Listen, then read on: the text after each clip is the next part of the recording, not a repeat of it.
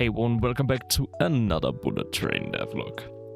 But actually this week it is also a short recap of my GMTK game jam submission. I will likely make a dedicated video about that as well, but just a short info on what happened there, because yeah, it took up most of my time. So I didn't work on bullet train that much, but it was also really fun to actually work on something else for a bit.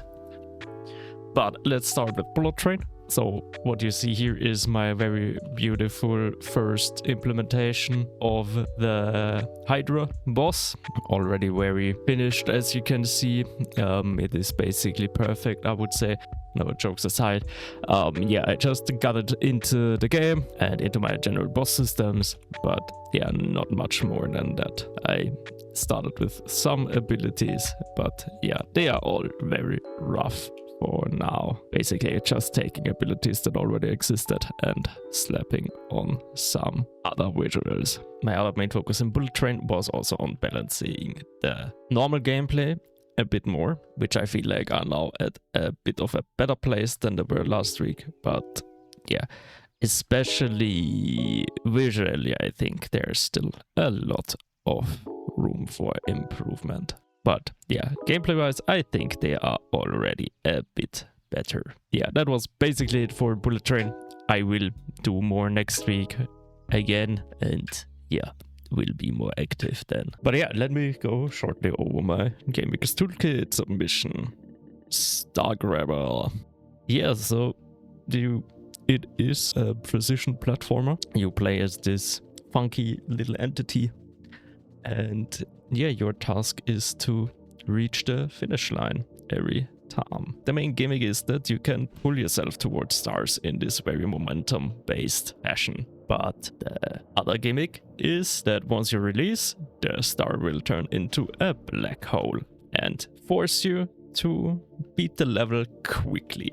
The theme of the jam was countdown, and I implemented that with that. So it is now basically, once you start the game, a race against the black holes you create along the way to get to the end. Yeah, that is basically the game. There are some more complications than further down the line, but yeah, that is the basic premise. It was really nice to focus on level design, like in a very traditional sense once again, because in bullet train, yeah, the level is pretty procedural, even though I of course give it shape, but how everything is spawned is then up to my managers and randomness basically. But here, yeah, I could define everything exactly how I wanted it, and that was really fun to do again once again. I think also my most favorite point of this whole jam was actually my character design as well, because it is super simple, but I feel like it works really good, because in the end it is just 4 different particle spawners with 2 small meshes for the eyes. But this particle system, especially for the head, it was actually a bit more accidentally that it just so covers the eyes sometimes, so it looks like some kind of blinking or just anything. And the trail the character leaves behind, really, I love it. Also, I added a bit of the ear jiggle there, because that also always feels great. But yeah, so in the end, with 4 particle systems and 2 meshes, I feel like I got really a character that is kind of unique and feels also nice to control. And yeah, especially with also the trail, I love it. But yeah, I will do likely a more in-depth devlog, how I also create maybe some of the things. But yeah, that will then be a separate video, likely in this or next week.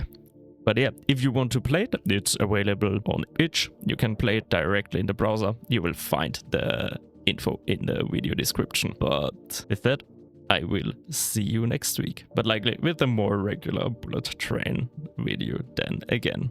So yeah, bye.